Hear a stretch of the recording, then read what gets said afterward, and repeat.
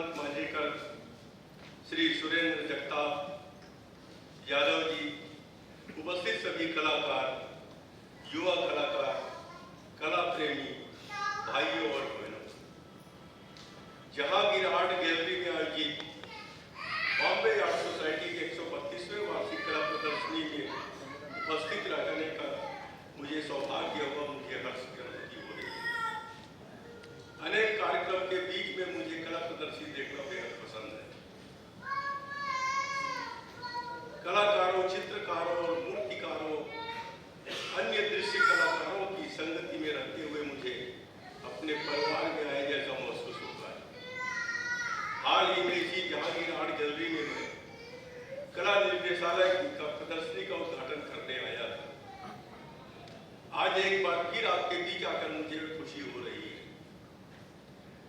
Bendre, Hussain scholarship, Sangeeta Jindal scholarship तथा संध्या Mishra scholarship के विजेताओं का मैं हार्दिक अभिनंदन करता हूँ। जानकर खुशी हुई कि सोसाइटी की ओर से गवर्नर से अवार्ड भी दिया जाता है। साथ ही गोल्ड मेडल विजेताओं का मैं भी हार्दिक अभिनंदन करता हूँ। ललित कला अकादमी के दिवंगत पूर्व अध्यक्ष डॉक्टर उत्तम पाचारने को इस वर्ष का रूप धरकर लाइफ टाइम अचीवमेंट पुरस्कार दिया जा रहा है। इस बात की मुझे सबसे अधिक खुशी हो रही है। डॉक्टर उत्तम पाचारने एक महान मूर्तिकार और ललित कला अकादमी के अध्यक्ष थे। यह हमारा बड़ा दुर्भाग्य है कि वे आज हमारे मध्य मौजूद नहीं है। ईश्वर ने उन्हें समय से पहले ही याद कर लिया।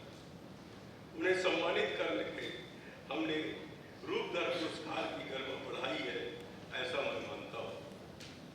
डॉक्टर पाचारने जी पुणे में ललित कला अकादमी का केंद्र बनाना चाहते थे।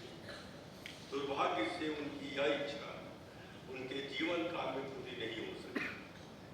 बॉम्बे आर्ट सोसाइटी तथा सभी कला प्रेमियों को आह्वान करूंगा कि हम सब ललित कला अकादमी का उपकेंद्र बनाकर डॉक्टर पाचारने जी के इच्छा को पूरा करने का प्रयास करेंगे। आज पुरस्कार स्वीकार करने के लिए उपस्थित दिवंगत डॉक्टर उत्तम पाचारने के परिवार के सदस्यों के प्रति अपनी कृतज्ञता व्यक्त करता हूँ। बॉम्बे आर्ट सोसाइटी मुंबई ही नहीं, अपितु देश का गौरव है। यह 135 वर्ष की विरासत वाला संस्थान है जिसने देश को 101 जाने माने कलाकार दिए।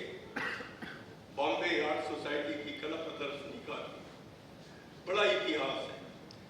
इस प्रदर्शनी में भाग लेने देश के विभिन्न राज्यों से कलाकार आते हैं।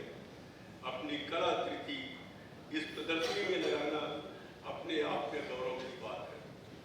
कला शिक्षा स्कूलों में एक सर्वांगीण पाठ्यक्रम का एक महत्वपूर्ण घटक है। जब मैं कला कहता हूँ तो इसका अर्थ है चित्रकला, मूर्तिकला, संगीत, नृत्य और रंगमंच। दुर्भाग्य से स्कूल और कॉलेज मुख्य विषयों के पक्ष में कला को बहुत कम महत्व दे रहे हैं। कला को शिक्षा के साथ एकीकृत करने से छात्रों को लीक से हटकर सोचने और नए तरीकों से विषयों का पता लगाने में मदद मिलती है। यह छात्रों में रचनात्मकता और कल्पनाशीलता का पोषण करता है। यह बच्चों में समस्या समाधान, नवीन सोच और कल्पनाशील कौशल विकसित करने में मदद करता है। कहते हैं कि कोई भी कलाकार अपराधिक नहीं हो सकता। हमेशा उनकी सोच जो होती है वो सकारात्मक होती है। कला शिक्षा में अक्सर सहयोगात्मक परियोजनाएं शामिल होती है जिनके लिए छात्रों को एक समान लक्ष्य की दिशा में मिलकर हम काम करने की आवश्यकता होती है। कला में संलग्न होने से छात्रों के भावनात्मक और मनोवैज्ञानिक कल्याण पर सकारात्मक प्रभाव पड़ सकता है। यह व्यक्ति को तनाव को अच्छी तरह से प्रबंधित करने में मदद करता है। दुर्भाग्य से न केवल स्कूल समाज भी दृश्यकला को कम महत्व दे रहा है। आज बहुत कम अखबार कार्टून छापते हैं। अखबार के अनुपूरकों में ज्यादा कलाकृतियां या चित्र नहीं होते। कला की अज्ञानता उस समाज के स्वाद और गुणवत्ता को प्रभावित कर रही है जिससे हम उतरते हैं। छात्र तनावग्रस्त है, शिक्षक तनावग्रस्त है, माता पिता तनावग्रस्त है, छात्र अधिक हिंसक और बेचैन हो जाते हैं। इसके लिए मोबाइल फोन और अन्य गैजेट्स का बढ़ता उपयोग जिम्मेदार है।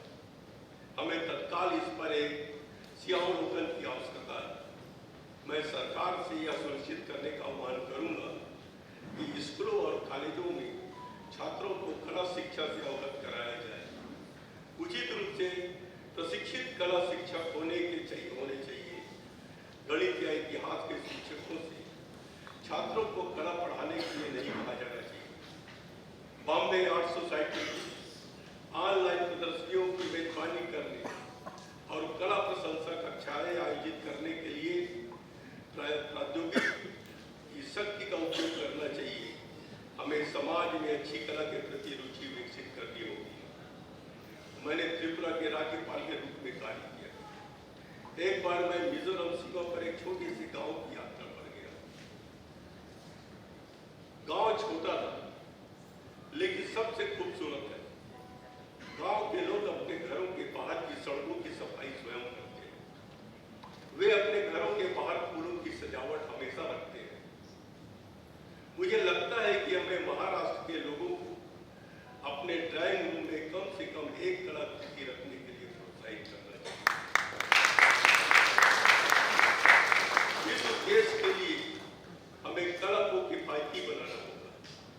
जहांगीर आर्ट गैलरी कलाकारों के लिए एक प्रतिष्ठित गैलरी है। हाल ही में एक कलाकार ने मुझसे मुलाकात की और जहांगीर आर्ट गैलरी में अपनी प्रदर्शनी दिखाने के लिए मुझसे मदद मांगी। मैंने उनसे कहा कि जहांगीर गैलरी कई वर्षों के लिए पूरी तरह बुक है। क्या हम यहाँ और अधिक मंजिलें नहीं बना सकते ताकि अधिक कलाकारों को यहाँ अपनी प्रदर्शनी लगाने का अवसर मिल सके? प्रिय मित्रों, मेरा मानना है कि भारत विश्व की कला राजधानी है। हमें अतीत की गहराई में जाने और अपनी कला की महिमा को दुनिया के सामने लाने के लिए और अधिक कला इतिहासकारों की आवश्यकता है। हमें आर्ट इंटरप्रेटर्स की भी आवश्यकता है जो आम आदमी को कलाकृतियों का महत्व समझाए। बॉम्बे आर्ट सोसाइटी को ऐसी प्रदर्शनियां अन्य देशों में भी आयोजित करनी चाहिए ताकि दुनिया के अधिक से अधिक लोग हमारी कला और विरासत के भी जान सकें। गांव के लोग भी कलाकार होते हैं। आप देखते होंगे कि हम दीपावली के समय जाते हैं गांव में तो घर की सफाई करके दीवारों में जो कला देखी वो उतारते हैं।